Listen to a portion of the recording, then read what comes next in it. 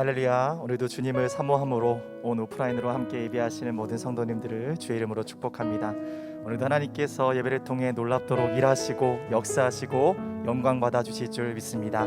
그것을 소망하는 마음을 담아서 우리 좌우 앞뒤를 바라보면서 주님만이 능력 되십니다 한번 인사하겠습니다. 우리 다 함께 자리에서 일어나셔서 전심으로 주님 찬양하겠습니다.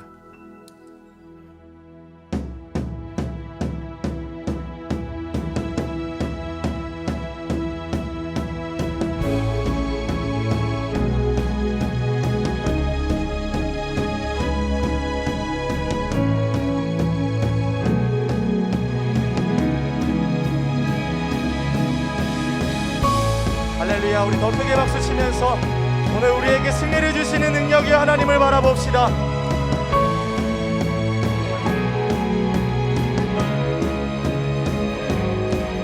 주께서 전진해 온다. 그의 강한 승리의 군대, 그의 영광 찬란하게 비치네. 찬양하세 승리의 노래, 주 찬양 승리의 찬양. 그가 당할 손과 주님의 군대, 주께서 전진해 온다. 그의 강한 승리의 군대, 그의 영광 찬란하게 비치네. 찬양하세 승리의 노래, 주 찬양 승리의 찬양. 그가 당할 손과 주님의 군대,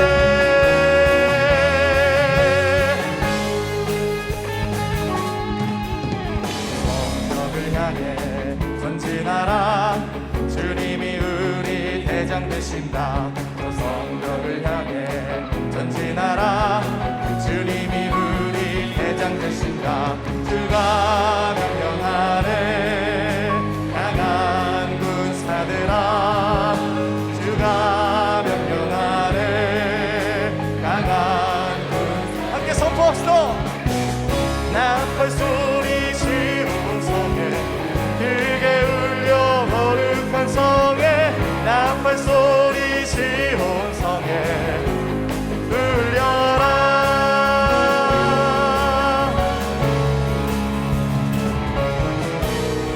성벽을 향해 전진하라.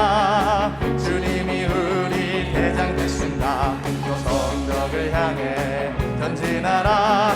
주님이 우리 대장 되신다. 주가 명령하네.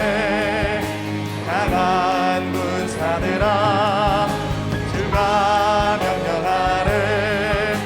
강한 군사들아, 나팔 소리 시온 성에 크게 울려 거룩한 성에, 나팔 소리 시온 성에 울려라. 나팔 소리 시온 성에 크게 울려 거룩한 성에, 나팔 소리 시온 성에. 다시 한번 믿음으로 우리를 승리케 하실 주님께, 나팔 소리 시온 성에 크게 울려 거룩한 성에, 나팔 소리 시온 성에 울려라. 나팔 소리 시온 성에 크게 울려 거룩한 성에, 나팔 소리 시온 성에 울려라.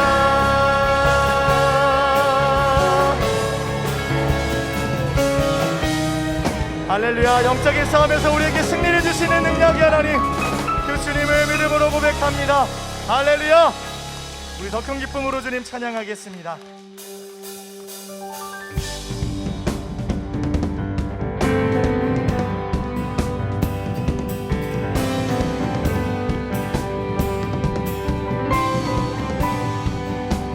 함께 고백합니다.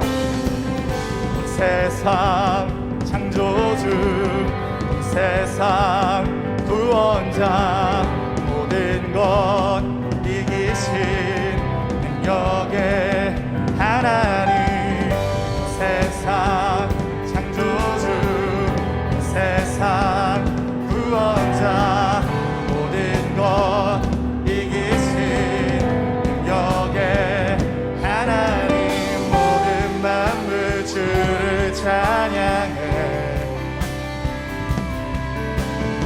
모든 민족 주께 경배해. 모두 승리하리, 모두 승리하리. 열방 얻게 되리. 하나님께서 통치하시네. 모두 승리하리. 열방 얻게 되리. 위대하신 왕 여호와. 오늘 우리의 삶 속에 그렇게 역사하실 주님을 바라보며 고백합시다. 하나님 열방을 우리에게 주셨네. 그 명령 따라서 열방을 취하리. 하나님 열방을 우리에게 주셨네. 그 명령 따라서 열방을 취하리. 모든 만물 주를 찬양해. 모든 민족 주께 경배해. 할렐루야. 모두 승리하리. 열방 얻게 되리. 하나님께서 통치하시네. 모두 승리하리. 열방 얻게 되리. 위대하신 왕. 우리의 마음을 다해 찬양합시다. 찬양 할렐루야. 찬양 할렐루야. 찬양 할렐루야. 하나님께서 통치하 주께서 우리를 다스리십니다. 찬양 할렐루야. 찬양 할렐루야. 위대하신 왕. 우리 더 큰 소리로 주님을 찬양합시다. 찬양 할렐루야. 찬양 할렐루야. 하나님께서 통치하. 아멘. 주님 우리 다스려 주시옵소서. 찬양 할렐루야. 찬양 할렐루야. 위대하신 왕 여호와. 승리하였네. 어린 양의 보혈로 우린 보혈의 능력으로 서리라. 승리하였네. 어린 양의 보혈로 주 내게 승리 주. 우리를 승리케 하실 주님께 두 손 높이 들고 선포합시다. 승리하였네. 어린 양의 보혈. 주님 보혈의 능력으로 서리라. 승리하였네. 어린 양의 보혈로 주 내게 승리 주셨네. 주 내게 승리 주셨네. 주 내게 승리 주셨네. 주 내게 승리 주셨네.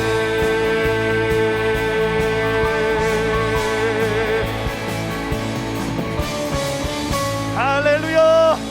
어린 양의 보혈로 우리를 승리케 하시는 능력의 하나님을 찬양합시다. 더 큰 박수로 주님의 통치를 선포합시다. 주님 찬양합니다. 주님 영광 받아주시옵소서. 할렐루야. 네, 우리 자리에 앉아서 계속 주님 찬양하겠습니다.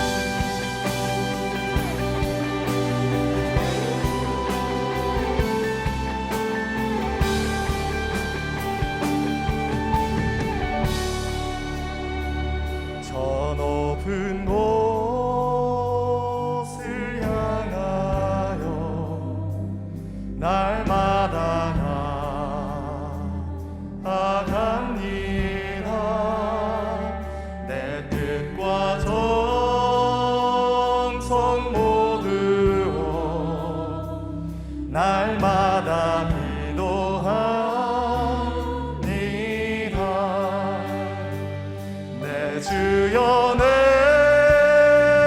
밟은 데서 그곳에 서게 하소서. 그곳은 빛과 사랑이 언제나 넘치오니라. 우리 부르신 그곳을 향해 믿음으로 나아갈 것을 고백합시다. 괴로움과 죄가 있는 곳 나를 옮겨 비살아도 빛나고 높은 저곳을 날마다 바라보니라. 험하고 높은 이 길을 험하고 높은 이 길을 싸우며 나아갑니다. 다시금 인도하오니 주님 인도하여 주시옵소서. 인도하소서. 네, 할렐루야. 내 주여 내 밟은 데서 그곳에 서게 하소서. 그곳은 빛과 사랑이 언제나 넘치오. 내 주여 내 발 붙드사. 내 주여 내 발 붙드사 그곳에 서게 하소서. 그곳은 빛과 사랑이 언제나 넘치오니라.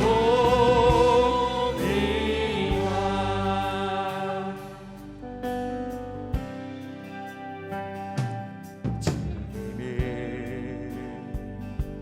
주신 땅으로 한 걸음씩 나아갈 때에 수많은 적들과 견고한 성이 나를 두렵게 하지만 주님을 신뢰함으로 주님을 의지 주님이 주시는 담대함으로 주님이 주시는 담대함으로 그 소리 외치며 나아가 이 산지를 내게 주소서. 이 산지를 내게 주소서. 그날에 주께서 말씀하신 이제 내가 주님의 이름으로 그 땅을 지하. 우리 주님을 신뢰함으로 고백합시다. 주님을 신뢰함으로 주님을 의지 주님 주시는 담대함으로 주님이 주시는 담대함으로 큰 소리 외치며 나아가는 할렐루야. 주님께 나아가 고백합니다. 이 산지를 내게 주소서. 그날에 주께서 말씀하신 이제 내가 주님의 이름으로 그 땅을 지하리니.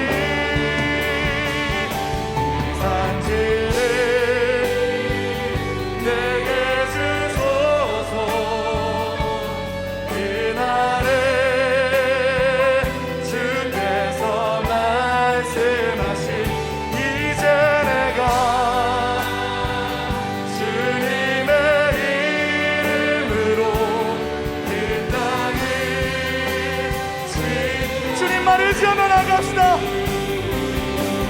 주님만 의지해요. 주님만 의지해요. 주님만 의지해요. 예 주님, 주님만 의지해요. 주님만 의지해요. 주님만 의지해요.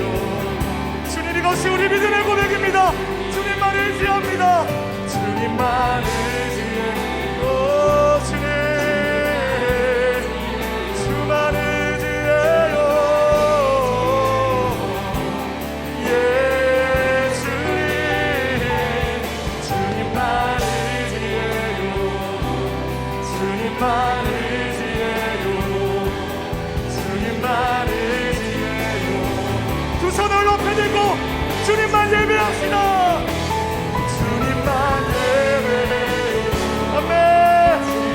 오늘 주님을 예배하길 결단합니다.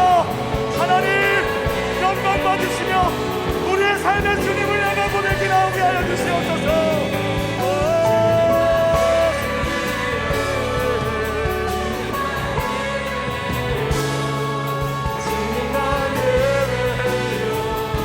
주님께 더 가까이 나갑시다. 주님을 예배합시다. 주님만 예배해요. 주님만 예배해요. 주님만 예배해요. 예 주님, 주님만 예배해요. 주님만 예배해요.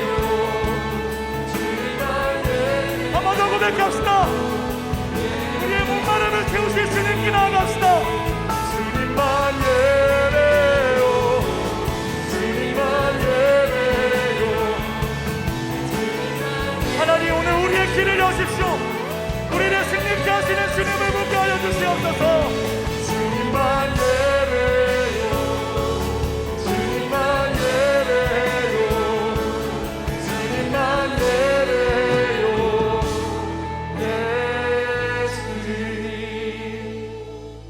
예 주님, 그렇습니다. 우리가 주님만 예배할 것을 결정하며 이 시간 주님만 선택할 것을 고백합니다. 여전히 내 힘으로 행하려 했던, 내 힘과 논리로 하나님 싸우려 했던 것들을 내려놓고 오늘 주님 말씀하실 때 새로운 싸움이 시작되게 하시고 새로운 승리의 역사가 펼쳐질 수 있도록 하나님 우리를 통해 일하여 주시옵소서. 오늘 이곳 가운데 역사하시고 자정하실 주님을 바라보며 다 함께 합심으로 기도하며 나아가겠습니다. 하나님, 주님을 의지합니다. 주님을 바라봅니다. 오늘도 하나님의 통치와 하나님의 능력과 하나님의 행하심을 보게 하여 주시옵소서. 주님을 바라보며 나아가는 주의 백성들의 간구에 하나님 오늘도 응답하여 주시고 우리의 삶을 여시고 행하시는 그 주님의 능력을 주여 경험케 하여 주시옵소서. 우리의 왕이신 하나님의 이름을 찬송합니다. 주의 풍성한 사랑을 힘입어 나온 자녀들을 기뻐하시고 하늘로부터 복 내려 주시옵소서. 하나님 아버지, 주는 죄악을 기뻐하지 않으시며 악이 함께 머물지 못하는데 우리의 하루가 부끄러움이 많았음을 고백합니다. 건강, 물질, 자녀, 우리의 모든 것이 주님께 속하였고 주의 손에서 받은 것인데도 내 것이라 생각하고 마음대로 소유를 주장하고 처분하였던 삶을 회개합니다. 우리를 위해 자신을 내어주신 그리스도의 보혈로 정결케 하시고 창조의 하나님, 구원의 하나님을 믿고 말씀에 순종하는 자녀가 되게 하여 주시옵소서. 예배 가운데 임재하신 하나님, 땅에 있는 성도들을 존귀하게 여기시며 주님의 모든 기쁨을 우리에게 두심에 감사합니다. 주님의 마음에 우리가 가득 차 있는 것처럼 우리의 모든 생각과 계획에 주님을 빠뜨리지 않게 하여 주시옵소서. 우리가 당한 모든 어려움과 궁핍 가운데서도 우리의 작은 손과 정성을 주께 드릴 때 주가 일하시는 기적을 경험하게 하여 주시옵소서. 새로운 교회를 말씀과 성령으로 아름답게 부흥케 하신 은혜에 감사드립니다. 우리에게 부어주신 비전이 세상과 열방과 미래 속으로 흘러가기를 소망합니다. 약속의 땅을 주님의 방법과 시간 속에 이루실 때 주께서 하신 놀라운 일을 선포하고 찬양하는 날이 오게 하여 주시옵소서. 나라와 민족을 위해 간구합니다. 코로나로 침체된 모든 영역이 하루속히 회복되고 새롭게 세워지게 하여 주시옵소서. 자신만을 위해 살아가는 이기심을 버리고 각자의 역할에 충실히 행하고 타인을 위해 자신의 것을 내어주는 긍휼함이 가득한 민족 되게 하여 주시옵소서. 공경에 처한 이들이 하나님의 긍휼과 도우심을 맛보아 세상의 헛됨을 깨닫고 우리 생명의 근원이신 하나님께 나아가는 기회가 되게 하여 주시옵소서. 복된 예배와 사랑하는 한홍 목사님을 위해 기도합니다. 지치지 않는 생기로 영육을 강건케 하시고 여호와의 영이 목사님을 통하여 선포하시며 주의 말씀을 목사님의 입술 위에 두시옵소서. 말씀을 듣는 우리가 세상적인 것은 다 내려놓고 하나님의 생각과 일하심을 꿈꾸게 하여 주시옵소서. 성령을 따라 살아갈 새 힘과 능력이 부어지는 살아있는 예배가 되게 하여 주시옵소서. 한 마음으로 고백하고 올려지는 남성 중창팀의 찬양을 기쁘게 받아 주시옵소서. 승리의 왕이신 예수님의 이름으로 기도드립니다. 아멘. 복된 주일 현장과 온라인으로 참여하시는 모든 성도님들을 주님의 이름으로 환영하고 축복합니다. 오늘 예배를 통하여 말씀의 은혜가 가득한 예배 되시길 소망합니다. 우리 옆에 계신 분들과 예배에 참여하신 분들을 보면서 이렇게 축복할까요? 은혜에 충만하세요. 은혜에 충만하세요. 이제 예배에 참여하신 모든 분들을 축복하는 시간 갖겠습니다.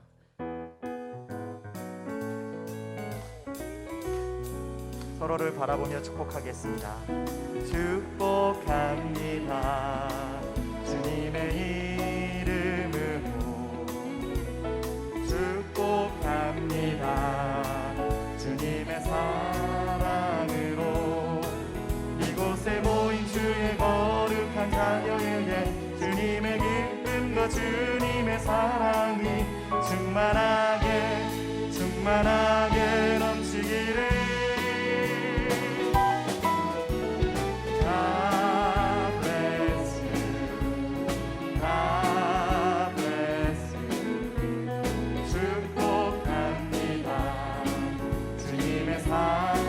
곳을 향해 축복하겠습니다.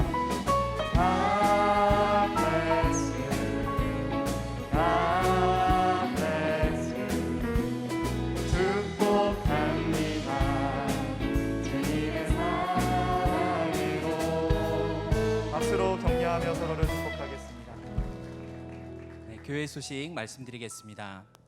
지난 5월 27일에는 새로운 교회와 가정사역 전문 NGO 단체인 하이패밀리 간의 업무 협약식이 있었습니다.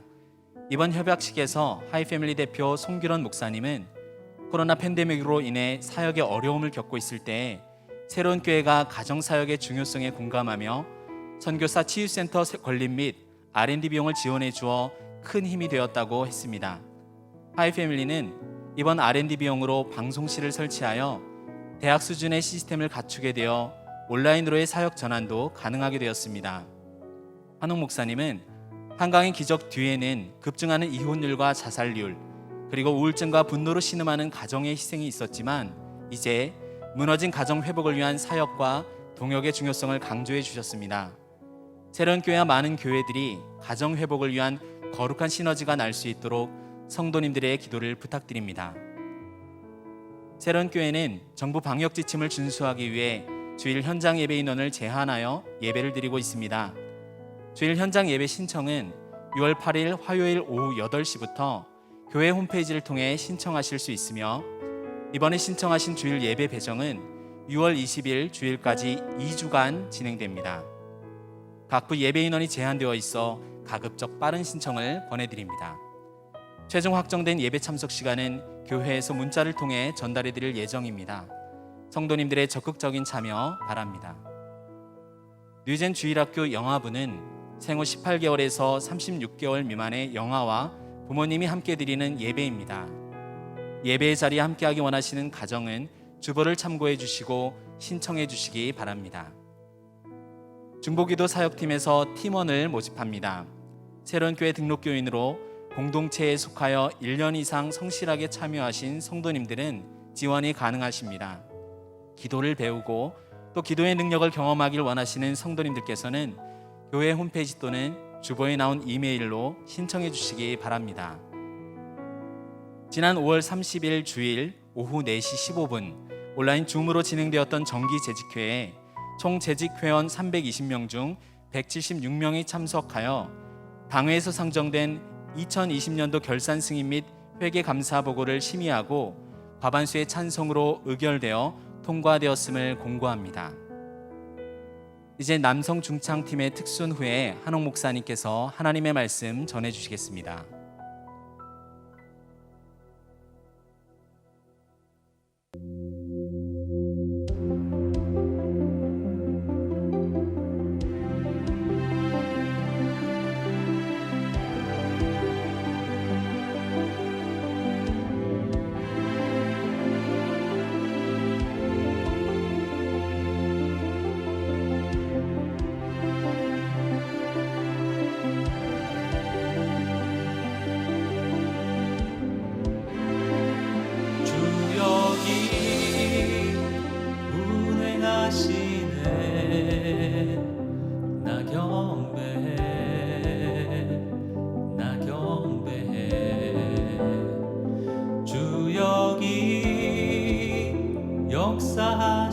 역사하시네. 나 경배해, 나 경배해. 주 여기 운행하시네. 나 경배해, 나 경배해. 주 여기 역사하시네. 나 경배해, 나 경배해. 큰 길을 만드시는 주, 큰 기적을 행하시는 주, 그는 나의 하나님. 약속을 지키시는 주, 어둠 속에 빛이 되시는 그는 나의 하나님. 주를 마음 만지네. 나 경배해, 나 경배해. 주를 치유하시네. 나 경배해, 나 경배해. 주를 새롭게 하네. 나 경배해, 나 경배해. 주를 회복시키네. 나 경배해, 나 경배해. 큰 길을 만드시는 주, 큰 기적을 행하시는 주, 그는 나의 하나님. 약속을 지키시는 주, 어둠 속에 빛이 되시는 그는 나의 하나님. Waymaker, miracle worker, promise keeper, light in the darkness. My God, that is who you are. Waymaker, miracle worker, promise keeper, light in the darkness. My God, that is who you are.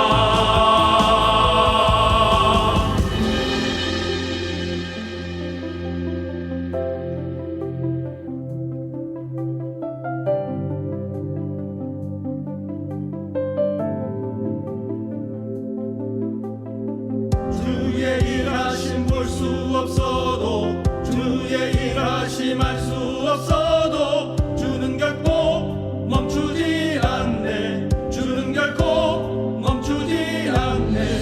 주의 일하심 볼 수 없어도, 주의 일하심 알 수 없어도, 주는 결코 멈추지 않네. 주는 결코 멈추지 않네.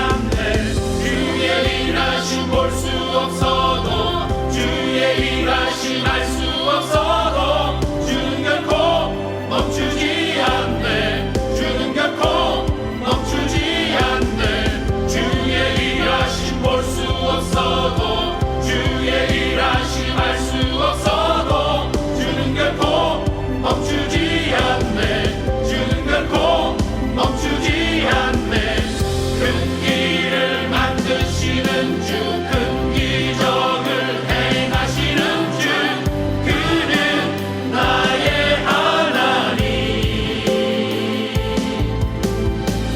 약속을 지키시는 주 어둠 속에 빛이 되시는 그는 나의 하나님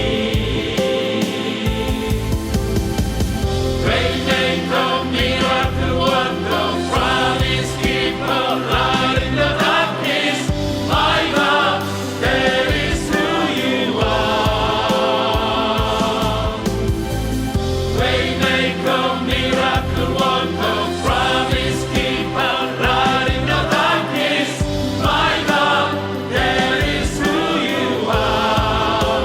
나의 하나님, 나의 하나님, 나의 하나님, 나의 하나님, 나의 하나님,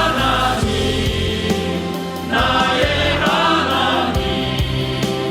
나의 하나님, 나의 하나님. That is who you are. That is who you are. That is who you are. That is who you are. That is who you are. That is who you are. That is who you are. That is who you are. 길이 없는 것이 아니라 보이지 않는 것입니다. 하나님은 보이지 않는 곳에 믿음의 길을 내십니다. 우리가 그 길을 걸어가는 웨이메이커가 되길 바랍니다. 주 여기 운행하시네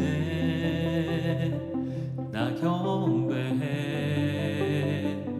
나 경배해 주 여기 역사하시네 나 경배해 나 경배해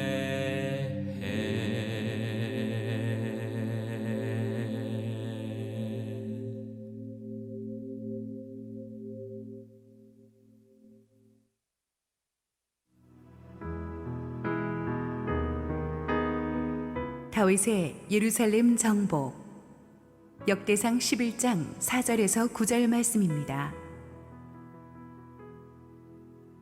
다윗이 온 이스라엘과 더불어 예루살렘 곧 여부스에 이르니 여부스 땅의 주민들이 거기에 거주하였더라.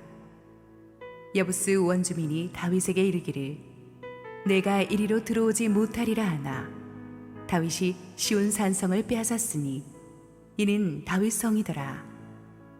다윗이 이르되 먼저 여부스 사람을 치는 자는 우두머리와 지휘관으로 삼으리라 하였더니 수르야의 아들 요압이 먼저 올라갔으므로 우두머리가 되었고 다윗이 그 산성에 살았으므로 무리가 다윗성이라 불렀으며 다윗이 밀로에서부터 두루성을 쌓았고 그 성의 나머지는 요압이 중수하였더라. 만군의 여호와께서 함께 계시니 다윗이 점점 강성하여 가니라. 할렐루야. 우리 하나님께 감사와 영광의 박수 올려드리겠습니다. 축복된 주일 우리 현장 예배 오신 성도님들과 또 각처에서 실시간 온라인 생방송으로 함께 예배드리고 계신 모든 국내외 성도님들에게 하나님의 은혜가 충만하게 임하기를 축원합니다. 우리 코로나 시대에 걸맞게 우리 남성 중창팀이 멋진 뮤직비디오로 또 The Waymaker 쉽지 않은 곡을 은혜롭게 찬양해 주셨습니다. 우리 영상팀도 같이 고생을 많이 했습니다. 우리 수고한 남성 중창팀과 영상팀에게 한번 힘찬 격려의 박수 부탁합니다. 감사합니다. 처음에 저한테 오리지널로 부탁할 때는 노래 한 구절을 이렇게 쫙 해주기를 원했으나 그렇게 되면 저에 대한 여러분의 존경심이 한순간에 땅에 떨어질 가능성이 있으므로 그냥 대사로 하는 거로 이렇게 타협을 했습니다. 아까 목사님이 광고해 주셨지만 그 하이 패밀리 송규런 목사님의 하이 패밀리는 아마 우리나라에서 가장 오래 지속적으로 가정사역을 연구하고 해온 곳인데 저희 나라가 특히 한국 교회가 가정 붕괴 문제가 심각합니다. 여기 우리가 관심을 가지고 연구하는 분들을 도와드리고 또 우리 교회도 이제 코로나 끝나고 나면은 저 양평에 있는 하이 패밀리 센터에 우리 공동체별로 가서 또 가정 세미나도 좀 하면서 건강한 가정과 교회를 함께 만들어가는 그런 그 꿈을 꾸고 있습니다. 여러분이 많이 기도해 주시기를 바랍니다. 이제 본격적으로 온 나라가 이제 백신 접종 기간에 들어갔는데요. 백신을 맞고 나시면 아마 예배 제한 인원에서 법으로 이렇게 예외시켜 준다고 하니까요. 기회가 오는 대로 순서되는 대로 우리 성도님들도 백신 맞으시고 아무쪼록 한 분도 코로나 걸리지 마시고 건강하기를 축원합니다. 우리 함께 기도하시고 말씀 보겠습니다. 주님 은혜를 감사합니다. 우리의 연약함이 늘 주님의 은혜 안에서 강해지게 하여 주시고 오늘도 부족한 종은 감추시고 우리 주님 영광 받아 주시옵소서. 예수님 이름으로 기도했습니다. 아멘. 지난주에 우리는 다윗이 마침내 꿈에도 그리던 통일을 이루고 통일 이스라엘의 왕으로 등극하는 모습을 살펴보았습니다. 오늘은 왕이 된 다윗의 첫 번째 행보인 예루살렘 정복 사건을 다루기로 하겠습니다. 어째서 다윗은 통일왕국의 왕이 되자마자 예루살렘 공략을 최우선 순위에 두고 나섰을까요? 그것은 지금 이스라엘이 단순히 사울에서 다윗으로 왕이 바뀌는 것이 아니라 사울 왕조에서 다윗 왕조로, 우리나라로 말하면 고려 왕조에서 이시 조선 왕조로 왕조가 바뀌는 중요한 역사의 터닝 포인트이기 때문입니다. 왕조가 바뀔 때는 나라의 정치, 경제, 문화, 교통 등 국정 운영의 센터가 되는 이 수도를 바꾸는 것은 너무나 중요한 일이었습니다.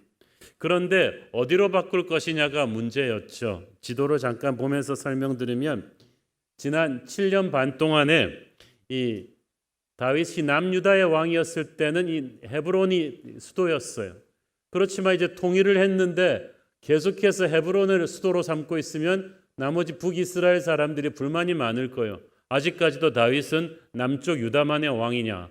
그렇다고 해서 사울 세력의 수도였던 마하나임으로 수도를 옮기자니 다윗의 지지 기반이 되었던 유다 지파가 가만히 있지 않겠죠. 왜 적의 수도를 옮겨가는 것이냐.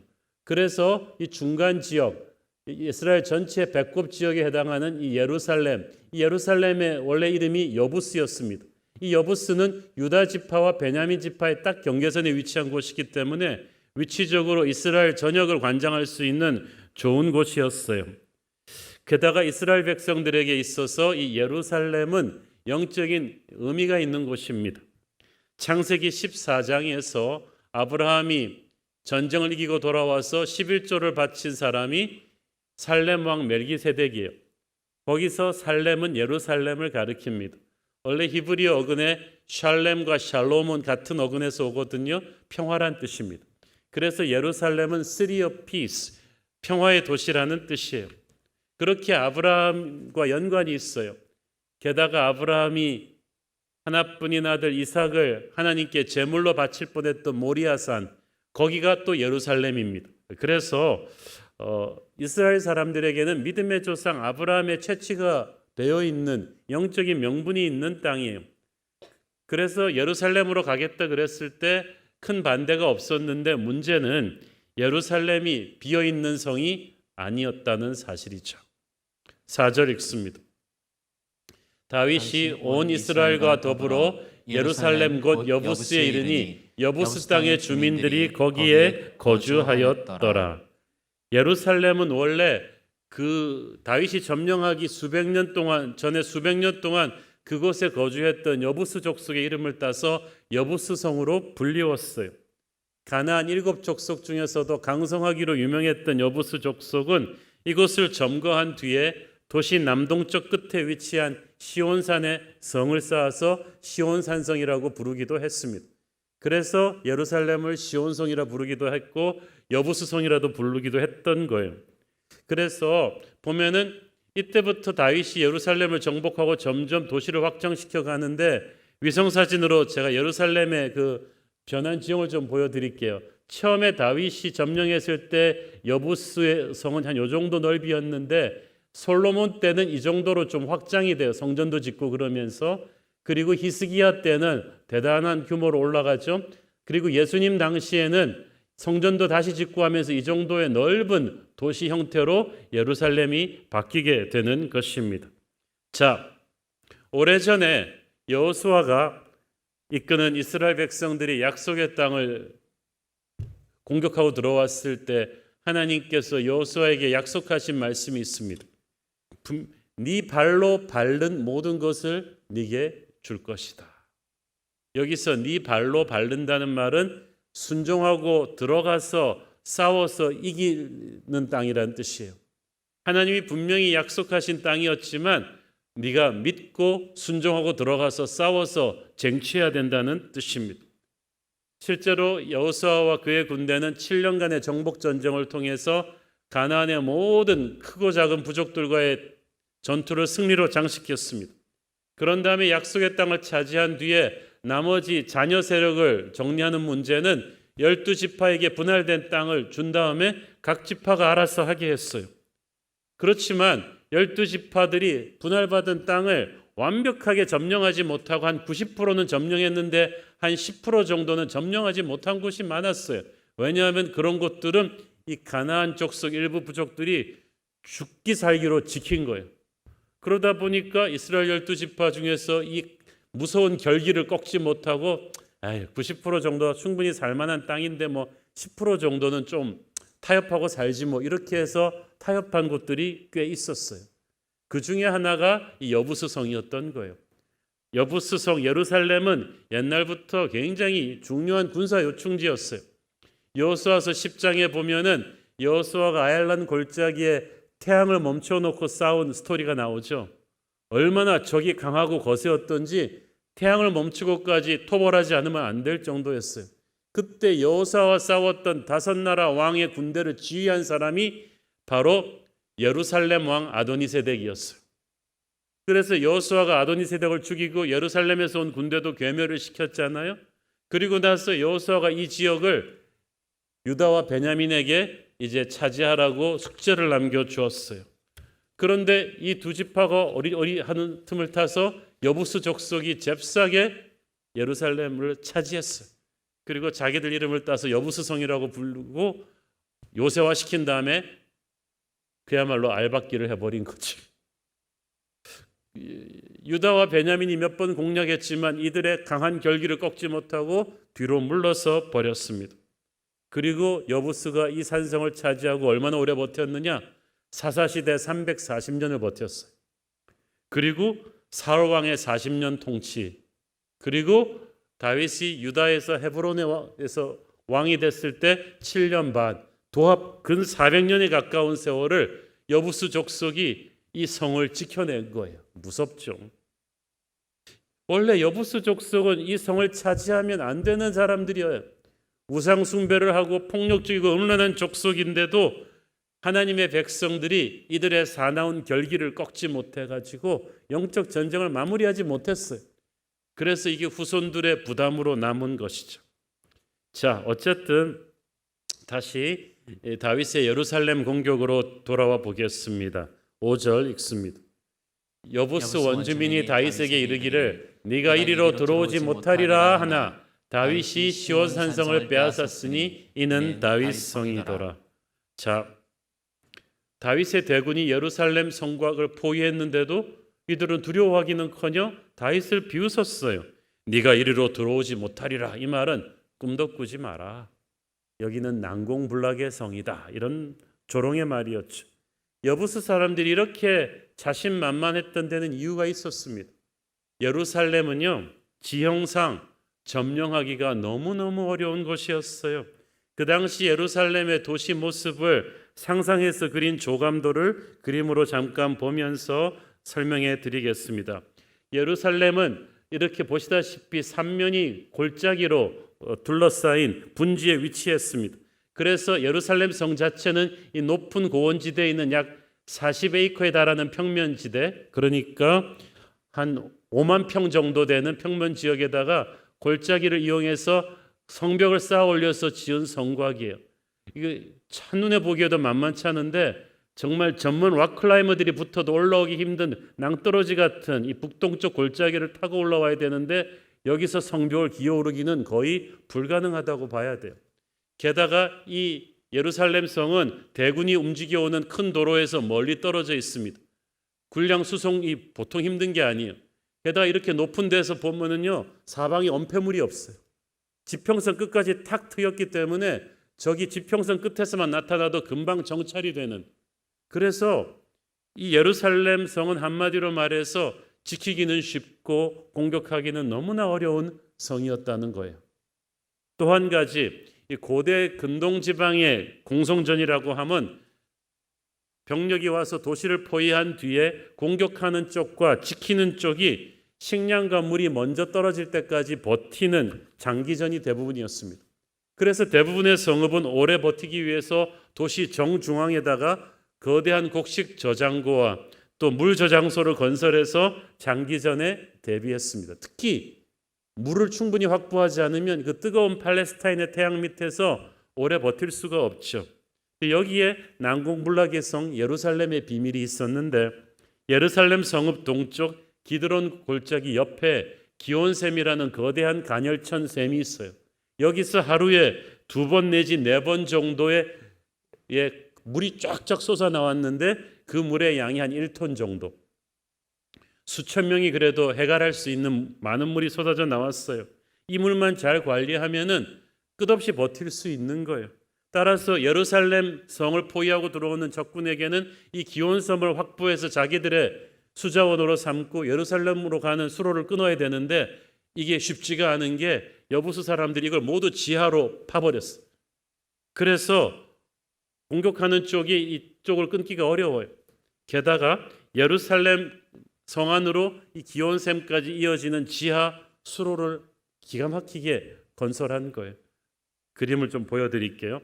이 기온샘에서부터 물을 파갖고 끌어올려 가지고 수평으로 이 물이 들어오는데 하루에 2번, 4번 간헐천이라서 물이 터진다 그랬죠. 이걸 끌어온 다음에 이 좁은 수로를 통해서 수직으로 도르래를 달아내려서 물을 공급하는 거예요.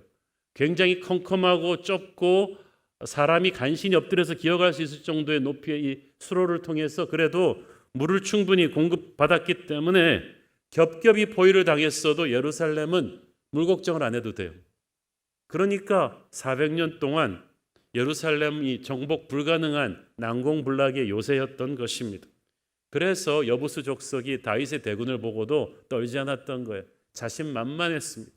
오늘의 본문 5절 말씀에는 다윗에게 이르기를 네가 이리로 들어오지 못하리라 라고 점잖게 말한 것 같은데요. 평행 본문인 사무엘하 5장 6절에 보면요, 정말 심한 말로 다윗을 모욕했습니다. 사무엘하 5장 6절 왕과 그의 부하들이 예루살렘으로 가서 그 땅 주민 여부스 사람을 치려하며 그 사람들이 다윗에게 이르되 네가 결코 이리로 들어오지 못하리라. 맹인과 다리 저는 자라도 너를 물리치리라 하니 그들 생각에는 다윗이 이리로 들어오지 못하리라 함이나. 자, 여기서 여부스 족속이 다윗에게 한 말이 무슨 뜻이냐 하면, 야, 너희들의 공격을 막기 위해서 우리 정예군이 동원될 필요도 없겠다. 우리 중에 맹인과 다리 저는 병사들이 가서 지켜도 너희들의 공격쯤은 너끈히 막아낼 수 있다 하면서 다윗을 조롱한 거예요. 정말 천하의 다윗 군대에게는 너무나 모욕적인 말이었죠. 자, 다윗은 지금 굉장한 위기 앞에 서 있어요. 통일 이스라엘의 왕이 되었지만 편하게 왕자에서 호의호식할 수 없었습니다. 자기가 7년 반이나 익숙했던 땅 헤브론을 떠나야만 했고요. 아무도 공략해서 성공한 적이 없는 이 예루살렘을 떨어뜨려야만 했습니다.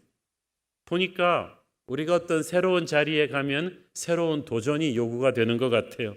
남들 보기에는 높은 자리에 올라서 좋겠다고 하지만 결코 그렇지가 않죠. 우리의 안전지대를 떠나야 되고요.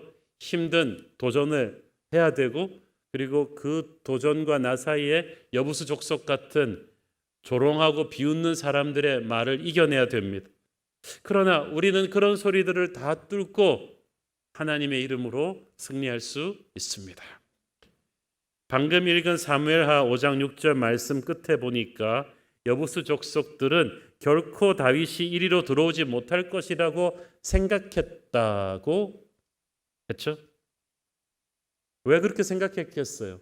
실제로 여호수아 때부터 지금까지 400년 동안 한 번도 이 예루살렘이 뚫린 적이 없기 때문이에요. 그래서 자신만만했던 거예요. 아니 뭐 패배를 몇 번 해봐야 그거를 패배를 타산지석으로 삼아서 뭐 준비 매뉴얼이 있을 거 아니에요. 그런데 문제는 여부스가 너무 오래 패배를 몰랐어. 한 번도 뚫린 적이 없으니까 매뉴얼도 없어요. 아, 이거는 뭐 자연인 예루살렘이 우리를 지켜줄 것이다. 이때까지 400년 동안 어떤 군대도 우리를 정복하지 못했다. 그런데 여부스가 몰랐던 사실은 다윗은 지금까지 그들이 상대했던 수백 년 동안에 있었던 다른 군대와는 다른 사람이에요. 다윗은 하나님의 장군입니다. 전쟁터에서 잔뼈가 굵었던 그가 예루살렘이 이렇게 견고한 성이라는 걸 모르고 왔을 리가 만무하잖아요. 다른 사람들이 많이 실패했었다는 거 다 알고 왔습니다. 그러나 다른 사람들이 실패했다고 해서 나도 실패하란 법은 없어요. 마귀가 그렇게 말할 때 여러분은 그냥 털어버리세요. 우리는 아무나가 아니라 하나님의 사람입니다. 벽이 있어요. 하나님이 주신 꿈으로 가는 길에는 벽이 있어요. 그렇지만 그 벽은 다른 사람을 막기 위해 존재하는 것이지 우리를 막을 수는 없는 거예요. 오히려 여부스 족속은 다윗이 올 때까지 다른 이상한 사람들이 예루살렘을 건드리지 못하도록 고맙게 지켜주고 있었던 존재들이죠. 오만한 말로 다윗을 비웃었던 여부스 족속들처럼 오늘도 하나님이 주신 꿈으로 가는 우리 앞에 마귀는 막아서면서 우리를 조롱할 것입니다. 넌 들어오지 못해. 상식적으로 되냐? 한 번도 그런 적은 없었어. 딴 사람들도 못해. 그러므로 너도 못해. 그러나 5절 다시 읽어보세요. 여부스 원주민이 다윗에게 이르기를 네가 이리로 들어오지 못하리라 하나 다윗이 시온산성을 빼앗았으니 이는 다윗 성이더라. 전반부의 여부스 족속의 말이 아무 상관도 없이 다윗은 빼앗았다 그랬어. 성경은 너무나 심플하게 얘기합니다. 그 무슨 뜻입니까? 마귀가 무슨 소리를 해도 아무 상관없어요. 그거는 하나 들으나 마나 한 말이에요. 원래 마귀는 말이 많아요. 너무 신경을 쓸 필요가 없어요. 못 될 것이다, 안 될 것이다, 너는 아무것도 아니야라는 마귀의 말에 너무 이렇게 고민하지 마세요. 그건 그 말에 무게를 실어주는 거예요. 그 말은 하나도 이루어지지 않을 것입니다. 오직 짧고 간단하지만 하나님이 주신 약속의 말씀만 가슴에 새기고 가세요. 지금까지 아무도 못했다라고 적이 조롱한다면 내가 이제부터 새 역사를 쓸 것이다 라고 선포해 주십시오. 이제부터 패배가 승리로 바뀌게 될 것입니다. 5절을 보세요. 다윗이 시온산성을 빼앗은 뒤에 이는 다윗성이더라. 어저께까지 적에 붙인 이름을 담고 있었던 그 성이 여부스성 혹은 시온산성으로 불리던 그 성이 이제부터는 다윗의 이름을 달게 돼요. 어저께까지 적의 이름으로 불리던 것이 오늘부터는 우리의 이름으로 불리게 된다. 어둠의 군대의 문패를 떼어내고 하나님의 자녀의 이름을 하나님께서 영광스럽게 거기에 붙여주시는 것입니다. 할렐루야. 저는 우리 하나님께서 이 땅의 정치, 경제, 교육, 문화 모든 영역에서 그런 역사를 우리를 통해 이루시기를 기도합니다. 자, 다시 잠깐만 시간을 백업해서 예루살렘으로 진격하면서 사실 다윗의 군대는 걱정이 많았겠죠. 아직 총사령관 다윗은 아무 작전 설명을 해주지 않았고 그들은 다윗의 용맹함을 믿지만 이 부하들은 속으로 난감했을 것입니다. 수백 년 동안 아무도 뚫지 못했던 예루살렘의 견고함을 모르는 병사가 어디 있겠어요? 가면서 웅성웅성했겠죠. 야, 우리가 진짜 이길 수 있을까? 천하의 다윗이지만 예루살렘을 뚫을 수 있을까? 서로 그렇다 해도 인명피해가 엄청나게 나겠지? 우리 죽는 거 아니야? 이런 생각을 했겠죠. 그러나 그들은 그들의 대장 다윗을 알고 있다고 생각했지만 그가 얼마나 큰 인물인지 알지 못했어요. 다윗은 적의 허를 찌르는 단 한 번의 기습으로 난공불락의 예루살렘을 떨어뜨립니다. 다윗에게는 계획이 있었던 거예요. 우리는 우리의 대장 예수님을 알고 있다고 생각하지만 그분의 높고 위대하심을 미처 알지 못해요. 그러니까 지금 걱정하고 있잖아요. 우리가 불안해하는 것은 아직 예수님을, 우리와 함께 하시는 예수님이 얼마나 큰 분인 줄 모르고 있는 거예요. 다윗의 위대함을 몰랐던 다윗의 부하들처럼. 그러나 예수님은 불가능한 곳에 길을 내시는 분인 줄 믿으셔야 합니다. 여부스 사람들은 성이 난공불락이라고 생각했지만 그들이 생각지도 못했던 허점이 있었고 하나님께서 그것을 다윗에게 알려주셨습니다. 사무엘하 5장 8절 시작. 그날에 다윗이 이르기를 누구든지 여부스 사람을 치거든 물기 있는 대로 올라가서 다윗의 마음에 미워하는 다리 저는 사람과 맹인을 치라 하였으므로 속담이 되어 이르기를 맹인과 다리 저는 사람은 집에 들어오지 못하리라 하더라. 자, 아주 다윗이 재밌어요. 적이 다윗을 조롱한 말을 그대로 써서 적에게 돌려줍니다. 아까 적이 뭐라 그랬죠? 야, 니들 같은 군대는 맹인과 다리 저는 그런 파수꾼만 세워도 이길 것이다. 그랬더니 다윗이 뭐라 그래요? 그래, 우리가 들어가서 너희들이 맹인과 다리 저는 병사들 되게 만들어 주겠다. 그러니까 다윗이 자기들을 무시하고 조롱한 여부스의 말에 하나도 상처받지 않고 이렇게 한 거예요. 여부스가 막 저주하니까 다윗이 반사 탁 튀어버려. 그래, 그렇다면 너희들 말이 씨앗이 되어 그대로 되게 해주겠다. 여러분도 그렇게 하십시오. 악한 사람들이 여러분을 막 조롱하면 그래, 다 듣고 나서 반사. 이제 너희들이 한 말이 바로 그대로 너에게 이루어지도록 해주겠다. 실제로 그렇게 되었죠. 다윗의 작전 비결이 무엇입니까? 물기 있는 대로 올라가라. 영어 성경에 보면은 워터 터널, 워터 샤프트, 수로를 말하는 거예요. 자, 아까 제가 말씀드렸죠. 예루살렘이 이때까지 버틸 수 있었던 큰 비결이 기온샘에서 끌어오는 물터널 때문이었다고. 자, 다시 한번 보여드릴게요. 기온샘 간헐천 하루에 2번, 4번 터지는 간헐천에서 쏟아져 나오는 물이 1톤인데 이 정도 물이 쏟아져 나올 때마다 수평으로 끌어들여 가지고 여기서 도르래를 통해서 물을 길어 올리는 이 터널인데 설마 이 터널로 사람을 들여보낼 거라고는 생각을 못한 거예요. 그게 당연한 것이 말입니다. 이 터널이 굉장히 좁고 무서워요. 그래서 사람이 완전히 땅에 엎드려서 기어가야만 되는 것인데 저 같은 폐쇄공포증 있는 사람은요 그냥 너무 어둡고 힘든데 여기로 기어가서 여기를 또 락클라이밍 하듯이 올라가야 되는데 만약에 위에 경비병이 있다면 그냥 전멸하는 거예요. 침투조는. 게다가 간헐천이 하루에 2번, 4번 터지는데 이 타이밍을 예측할 수가 없어요. 만약에 침투조가 들어가고 있는데 물이 터졌다. 그러면 침투조는 그대로 수장되는 거예요. 그렇기 때문에 여부스 족속은 단 한 번도 이리로 사람이 들어올 수 있다는 생각을 해본 적이 없어요. 그래서 경비병이 허술했던 거예요. 다윗은 그런데 처음으로 여기다가 사람을 투입시킬 생각을 했던 것입니다. 자, 그들은 다윗을 조롱하여 이르기를 다리 저는 사람과 맹인이 지켜도 너희들을 물리칠 수 있다고 했는데 이는 뭐 굳이 우리가 애써서 지킬 필요가 있느냐라는 조롱의 말이었어요. 그들의 오만함이 그대로 그들의 재앙이 되게 만들었습니다. 다윗은 그들이 불가능하다고 생각했던 침투조 공격을 성공을 시키죠. 이 다윗 병사들이 어떻게 침투했는지 그 만화로 그린 그림이 제가 한번 성경 사전에서 한번 봤는데 이렇게 기어오른 거예요. 진짜로 몸이 날렵한 병사들만 집어넣어서 죽음을 각오한 다윗의 용사들이 최선을 다했기 때문에 승부가 났어요. 자, 그런데 말이죠. 말이 쉽지. 3000년 전 고대 이스라엘판이 미션 임파서블의 이 작전에 앞장을 설 침투조를 선발하는 게 이게 쉬운 일이었겠습니까? 다 죽을 수도 있는데 이때 다윗이 무작위로 선발한 것이 아니라 놀라운 명령을 내립니다. 6절 읽습니다. 다윗이 이르되 먼저 여부스 사람을 치는 자는 우두머리와 지휘관으로 삼으리라 하였더니 스루야의 아들 요압이 먼저 올라갔으므로 우두머리가 되었고.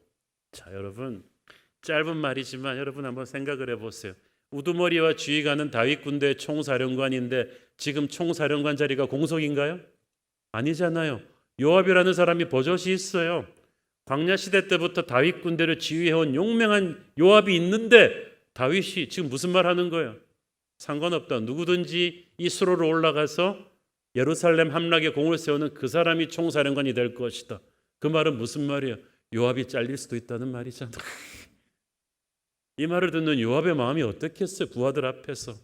그리고 부하 병사들은 마음이 어땠겠어요? 전부 다 조용해지면서 왕과 요압의 눈치만 보는 거예요.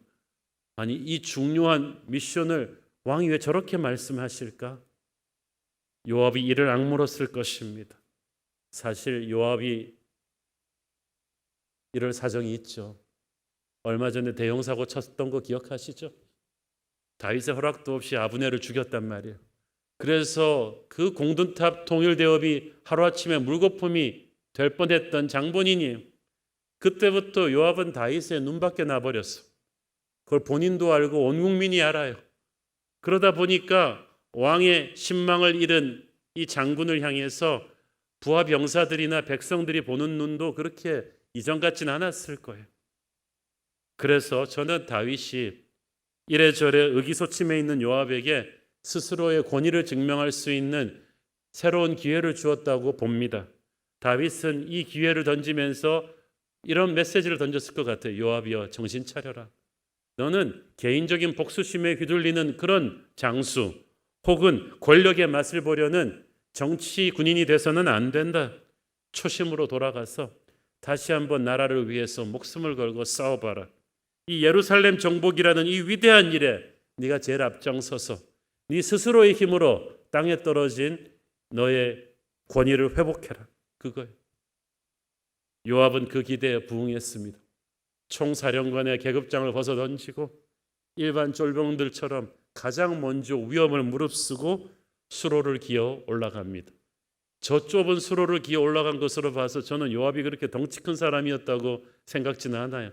아주 호리호리한 사람이었던 것 같은데 어쨌든 요압은 그렇게 예루살렘 함락의 1등 공신이 되었고 잃어버렸던 그 권위를 다시 회복하게 되죠. 예루살렘의 살렘은 아까도 말씀드렸듯이 평화라는 뜻이고 여부스라는 이름은 짓밟혔다는 의미를 갖고 있습니다. 평화의 도시가 오랫동안 이방인들에게 짓밟혀 있던 것을 다윗이 다시 회복시켰습니다. 그리고 위대한 하나님의 역사가 시작되죠.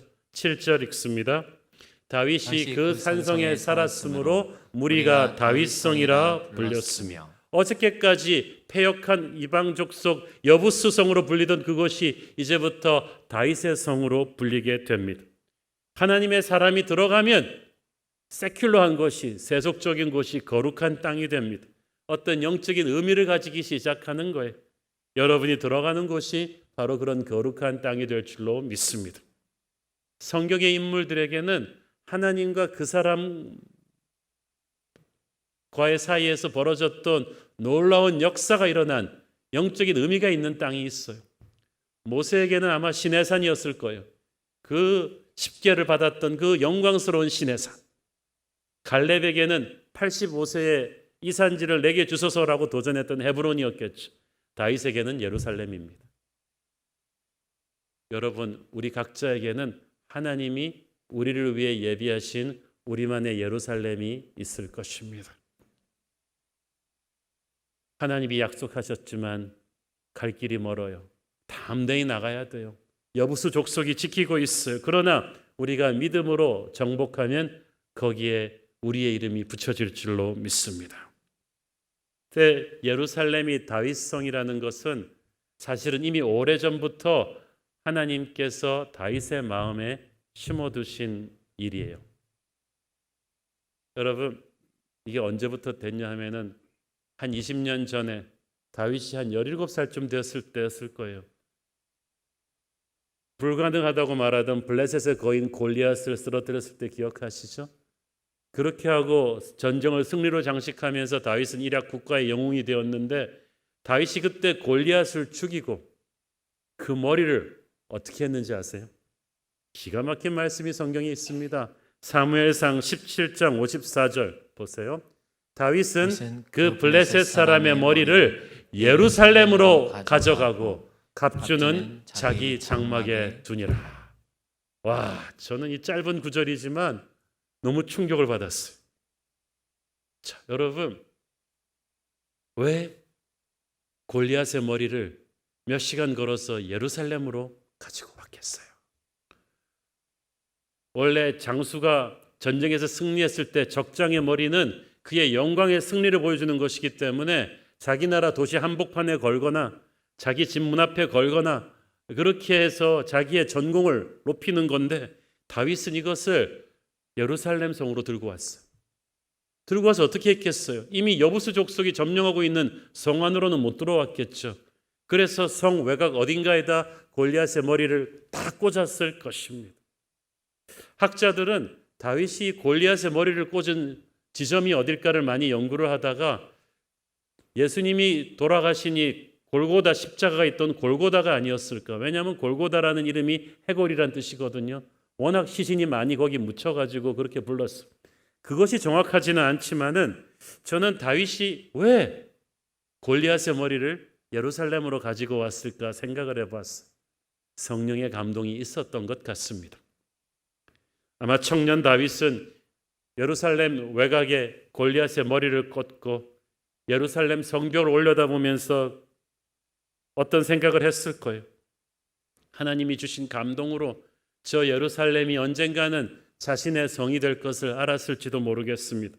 그래서 불가능하다고 했던 승리의 상징 골리앗의 머리를 꽂으면서 속으로 이렇게 되뇌었을 것입니다. 이것은 하나님이 내게 주신 기적의 상징이다. 나는 반드시 돌아와서 저 도시를 정복해서 하나님의 도시로 만들 것이다. 지금은 불가능해 보이지만 모두가 불가능하다고 하던 골리앗을 꺾었듯이 언젠가는 저 예루살렘도 반드시 하나님의 깃발이 휘날리도록 할 것이다. 저는 그때부터 다윗과 예루살렘을 하나로 묶는 하나님의 시간이 시작되었다고 믿습니다. 그리고 20년 후에 돌아와서 다윗이 실제 예루살렘을 정복하지 않습니까? 우연이 아닙니다. 하나님께서 지금부터 여러분 삶에, 여러분의 가슴에 심어주시는 예루살렘 같은 비전이 있습니까? 골리앗의 머리를 꽂으십시오. 그것은 작은 믿음의 교두보, 믿음의 씨앗과도 같은 거예요. 지금은 가능성으로 있을 뿐이지만 여러분이 믿음으로 품고 기도하면 하나님의 때에 반드시 기적같이 이루어질 줄로 믿습니다.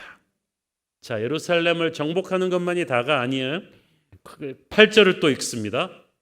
다윗이 밀로에서부터 두루 성을 쌓았고 그 성의 나머지는 요압이 중수하였더라. 여기서 밀로는 히브리어로 채우다란 뜻인데 다윗이 이 망대나 성체 같은 방어 시설을 갖추어서 예루살렘을 더욱 요새화했음을 뜻합니다. 요압까지 그 마무리 공사를 다 하죠. 아마 자기들이 침투했던 물기는 그 수로 터널 앞에 경비병도 철저하게 세웠겠죠. 우리가 하나님이 주신 땅을 정복하는 것만 중요한 게 아니라 이 땅을 정신 차리고 굳건히 지켜야 돼요. 왜냐하면 하나님의 성이기 때문에 노리는 적들이 많거든요. 다윗이 이렇게 힘들게 정복한 땅을 500년 뒤에 다윗의 후손들은 영적으로 나태해져서 그만 잃어버립니다. 지키지 못합니다. 나라가 망해요. 예루살렘이 폐허가 되고 수많은 사람들이 포로로 끌려갔다가 70년 포로 생활을 하고 돌아옵니다. 이 본문이 포함된 이 역대기는 바로 그때 쓰여진 책이에요. 여러분, 폐허가 된 예루살렘을 보는 포로 생활에서 돌아온 이스라엘 백성들의 마음이 얼마나 비참했겠어. 득실거리는 사방에서 득실거리는 적을 막을 성벽도 없어졌고요. 그렇다고 자치군대를 건설하지도 못하는 가난하고 연약한 백성에게 불과했는데 이 역대기의 저자는 그들의 조상 다윗의 눈부신 예루살렘 정복 스토리를 왜 다시 그들에게 들려주는 것입니까? 그때도 다윗의 손에는 아무것도 들려있지 않았지만 오직 믿음으로 나갔을 때 하나님께서 이 예루살렘을 주신 것이다. 우리도 다시 그 마음으로 돌아가서 위대한 조상 다윗의 마음으로 이 예루살렘을 풍성한 도시로 만들 수 있다. 이 메시지를 이 역대기의 저자가 주고자 했던 거예요. 자, 예루살렘을 정복하고 나서 다윗이 예루살렘을 굳건하게 보수하고 난 뒤에 하나님께서는 다윗에게 엄청난 축복을 부어 주셨습니다. 9절 읽습니다. 만군의 여호와께서 함께 하시니 다윗이 점점 강성하여 가니라. 자, 언제 다윗이 점점 강성하여 갔다고요? 예루살렘 정복 뒤에 만군의 여호와께서 함께 하시니까 다윗이 점점 강성하여 갔다. 자, 성경에서 무엇을 말하는가도 중요하지만 언제 말하는가가 중요한데, 하나님이 평소에도 다윗과 함께 하셨지만 예루살렘을 정복하고 나서부터는 전에와는 비교도 없는 하나님의 임재가 그에게 임해서 그가 점점 강성하게 되었다는 거예요. 마치 다윗의 인생에 날개를 단 듯이 예루살렘 정복 전과 후가 확 달라졌어요. 이제는 더 이상 광야의 다윗이 아니고 목동 다윗이 아닌 위대한 제왕으로 전 세계에 이름을 떨치는 하나님의 왕으로 비상하게 되는 게 예루살렘 정복 후예요. 만군의 여호와께서 그와 함께 하셨기 때문이에요. 사람들은 자기의 힘으로 강해지려는 유혹을 받습니다. 그러나 스스로 강해지려고 하면 이게 오히려 독이 돼요. 강대국들과 동맹을 맺고 군사와 무기를 늘려가면은 강해지는 것 같지만 사실은 더 남에게 빚을 지는 것입니다. 다윗은 오직 하나님의 은혜로 강성해졌습니다. 점점 강성하여 지니라, 이 말도 엄청나지 않습니까? 다윗의 강성함이 오늘이 끝이 아니라는 거예요. 내일은 더 강성해질 사람이에요. 이 사람이 진짜 하나님의 사람 아닙니까? 어제보다는 오늘이, 오늘보다는 내일이 더 기대되는 사람. 그래서 아무도 다윗이 어디까지 클지를 모르는 거예요. 그러니까 그 다윗을 따르는 백성들은 흥분이 돼요. 기대가 돼요. 야, 오늘도 위대한 승리였는데 내일은 더 기가 막힌 날이 올 거야. 내일의 태양을 기대하면서 잠자리에 드는 거예요. 하나님이 함께 하시는 사람의 미래는 이렇게 될 것입니다. 저는 저와 여러분의 인생이 이렇게 되기를 축원합니다. 예루살렘은 주님이 머리 되신 교회입니다. 다윗이 예루살렘을 차지하고 예루살렘의 뿌리를 내린 뒤에 강성해졌듯이 우리도 개인적으로도 신앙생활 잘할 수 있지만 말씀과 성령의 교회에 깊이 뿌리 내린 뒤부터 이전과는 비교할 수가 없는 날개를 달고 비상하게 될 줄로 믿습니다. 교회 공동체를 사랑하십시오. 그 교회 공동체에서 함께 도전받고 은혜를 누려야만 합니다. 그러면 우리는 하나님이 부어주시는 이전과는 비교할 수 없는 능력을 받고 영적으로 날마다 더 강해지게 될 거예요. 그 당시 예루살렘이 실제로 대단한 도시여서 하나님의 축복이 임한 게 아니에요. 외형적으로 따지면 알렉산드리아 같은 도시는 훨씬 대단했죠. 그러나 하나님이 선택했기 때문에 예루살렘은 위대한 도시가 되었어요. 지금도 그렇습니다. 세상 제국에 비하면 교회는 초라해 보여요. 그렇지만 하나님의 영광이 교회에 있기 때문에 아무도 교회를 흔들 수 없어요. 아무도 교회를 우습게 볼 수 없는 거예요. 그러므로 다윗과 이스라엘 백성들이 예루살렘을 사랑했듯이 저와 여러분도 교회를 사랑해야 돼요. 교회를 당연시 여겨서는 안 돼요. 이 교회의 평화를 위해서 기도하십시오. 교회가 평화롭고 부흥하고 은혜로워지면 이 교회를 통해서 하나님의 축복과 능력이 우리에게도 흘러올 줄로 믿습니다. 세상이 교회 강해 보이고 세상이 교회를 너무 요즘 함부로 말하죠. 그러나 하나님이 함께 하시기 때문에 우리의 예루살렘인 교회는 결코 이렇게 함부로 흔들리지 않아요. 흔들리지 않는 정도가 아니라 오히려 교회를 흔들려고 했던 여부수 족속 같은 세상 권세가 다 먼저 무너질 거예요. 우리는 결코 위축되지 말고 우리와 함께하는 하나님을 믿고 세상을 두려워해서는 안 될 것입니다. 주님이 머리 대신 이 교회를 사랑합시다. 기도하겠습니다. 주님 은혜를 감사합니다. 오늘 다윗의 예루살렘 정복을 보면서 우리도 하나님께서 주신 약속의 땅을 담대히 취해야 되는 것을 봅니다. 주님 함께하여 주옵소서. 예수님 이름으로 기도했습니다. 아멘. 다 함께 일어나셔서 봉헌 찬양 드리겠습니다.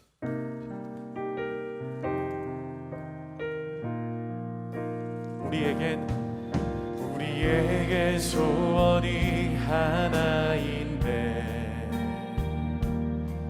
주님 다시 오실 그날까지 우리 가슴에 새긴 주의 십자가 사랑 나의 교회를 사랑케 하네. 주의 교회를 향한 우리 마음 희생과 포기와 가난과 고난 하물며 죽음조차 우릴 막을 수 없네. 우리 교회는 이 땅의 희망 교회를 교회 되게 예배 되게 우리 사용하소서. 진정한 부흥의 날 오늘 임하도록 우리 사용하소서. 성령 안에 예배하리라. 성령 안에 예배하리라. 자유의 마음으로 사랑으로 사역하리라. 교회는 생명이니 함께 믿음의 두 손 들고 주 앞에 고백합니다. 교회를 교회 되게 예배 되게 우리 사용하소서. 진정한 부흥의 날 오늘 임하도록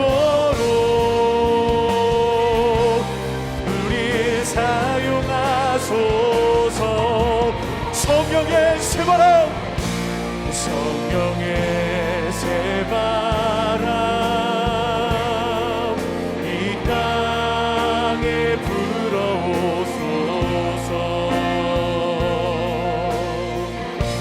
주의 영그 생기로 우리를 다시 살리사 이 땅에 하나님 영광 보하는 그런 나라가 되게 하소서. 열방에 하나님 영광 비추는 그런 교회가 되게 하소서. 사랑하는 아버지, 지금 어려운 시간을 지나가고 있는 성도들을 위해 기도합니다. 뇌출혈로 중환자실에서 치료를 시작하는 성도가 있습니다. 무호흡증과 뇌 이상 소견으로 약물 치료에 들어가는 뉴젠 어린이가 있습니다. 불쌍히 여겨 주십시오. 공황장애와 이명으로 고생하는 성도님, 고지혈증으로 오랫동안 약을 먹으며 견디는 성도님, 초기 갑상선 암이 발견된 청년, 위암이 발견된 성도, 초기 자궁암으로 판별된 성도님들에게 주님의 은혜가 임하게 하여 주옵소서. 힘든 상황에서도 주를 의지합니다. 임신을 위해 기도하는 가정들이 많사오니 태문을 여시고 생명을 주시옵소서. 가정의 폭력적인 언행으로 두려움이 있는 가정들을 불쌍히 여기시고 이직을 위해서 면접 중인 성도님, 배우자를 위해 기도하는 청년들 모두 응답을 주옵소서. 코로나로 인해 해외에서 외롭게 생활하는 성도님들, 해외 생활을 정리하고 한국에 들어와 적응하고 있는 성도님들이 새로운 삶에 잘 적응할 수 있도록 도와주옵소서. 힘들고 암울한 시대를 우리 다 살고 있는데 한 사람도 절망하지 않게 하여 주시옵시고, 세상의 소리에 위축되지 말고 오직 주님의 약속의 말씀 품고 하루하루 승리하게 하여 주시옵소서. 주님의 몸된 교회를 모독하는 세상의 소리가 큰 이 시대에 주님의 교회의 영광을 주님이 주시고 교회를 함부로 대하는 사람들의 입이 잠잠해지게 하여 주시고, 하나님 무엇보다 이 나라에 은혜를 주옵소서. 소용돌이처럼 휘몰아치는 이 불안한 시국에 오직 주의 은혜와 회복이 이 나라를 살릴 줄로 믿습니다. 주신 은혜 감사하면서 드리는 헌물의 손길들을 축복하시고 지금은 살아계신 우리 주 예수 그리스도의 은혜와 하늘아버지 사랑과 성령님 감화 감동하심과 교통하심과 축복하심의 은혜가 오직 담대하게 다윗처럼 나가서 승리하기를 소원하는 사랑하는 주의 백성들 머리머리 위에 지금부터 영원토록 함께 계시기를 축원하옵나이다. 아멘.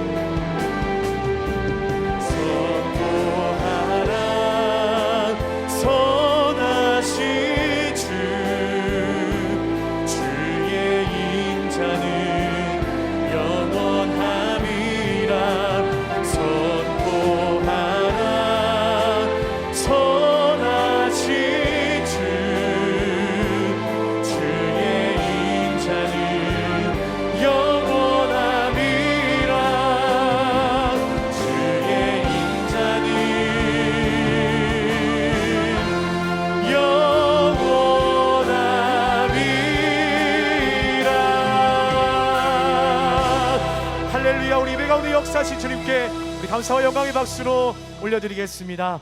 아멘. 주일 예배를 모두 마쳤습니다. 주신 말씀으로 한 주도 승리하시기를 소망합니다. 사랑하고 축복합니다.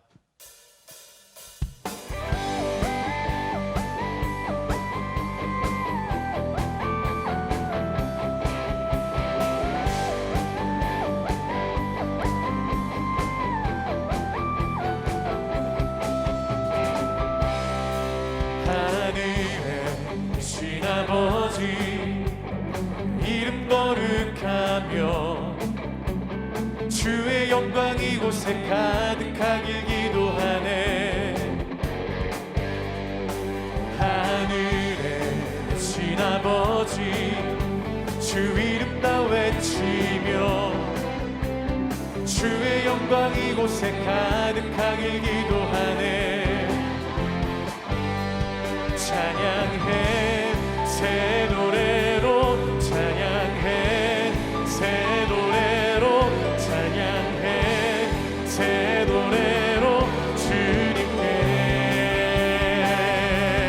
주님의 나라 주님의 뜻이 하늘에 이루어지듯이 모두 선포해 자비한 주 이름 이 땅에 이루어지리라. 주님의 나라 주님의 뜻이 하늘에 이루어지듯이 모두 선포해 자비한 주